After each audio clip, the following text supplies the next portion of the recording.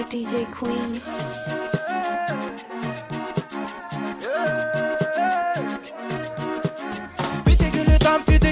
Pitigilitam, farantita. Pitigilitam, lasane pita. Na una fianan lit, funon talis tit na yit. So is yeva ta fit, se fo kakabe lasane lit. Pitigilitam, na dini katita tantam. Pokati tantam, tita bela sana guys. Purpuruntan.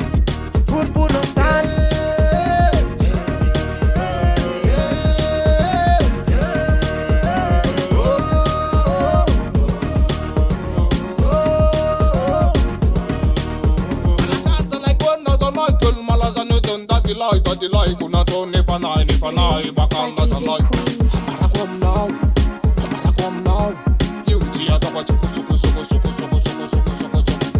Fitsumen Ifun lambamen Ilita ka misoniga la sa tukuni ya fir Fitin titulir Momen ni analakil Alay puni so peren das peti patiler Karana sisunu watu manaki pa malabasi to milarder Ilita ka titakil la sa takil Mitagur na niyo pir Ani mandit na chinatin Iretu vere pren Iretu pren Tagur nang kyalakil